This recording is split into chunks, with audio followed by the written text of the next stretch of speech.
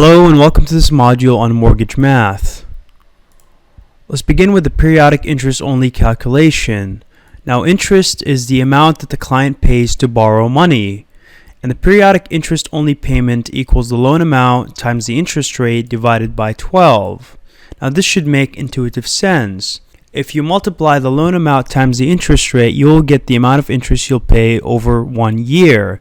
To get the periodic interest only payment, you divide that by 12 months. Let's talk about the per diem interest calculation. The per diem interest calculation describes the amount of interest paid each day for the mortgage. And the per diem interest calculation is calculated by the following.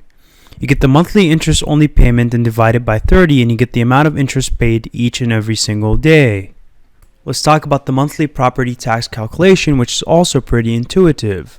Simply put, you divide the annual property taxes divided by 12, and you get the monthly property taxes that you will pay. To get the prorated taxes, you first have to calculate the daily property tax. And the way you calculate the daily property tax is by dividing the annual property tax by 365 days. Once you have the daily property tax, you can calculate the prorated taxes.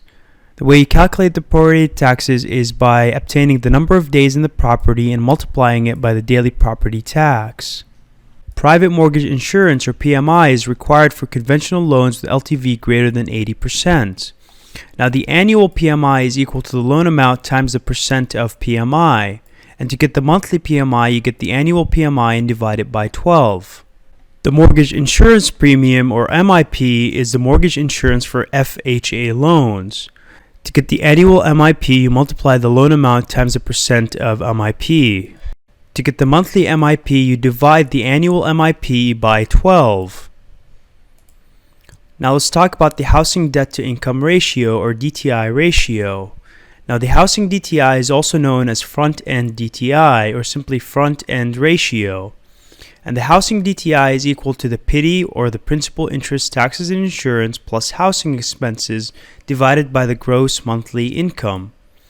Example of housing expenses includes homeowners association fees.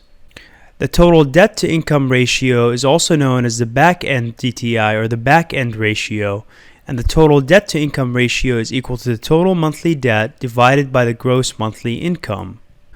The loan to value is calculated by dividing the loan amount by the appraised value or the purchase price, whichever is lower. So you use the lower of the appraised value or the purchase price to do this.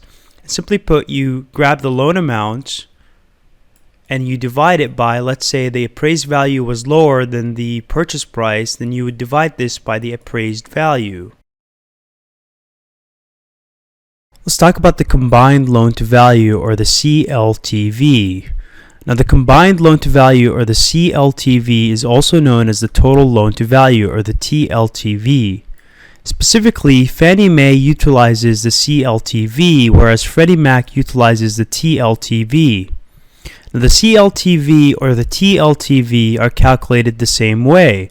It's the balances of all outstanding loans divided by the appraised value or the purchase price, whichever is lower.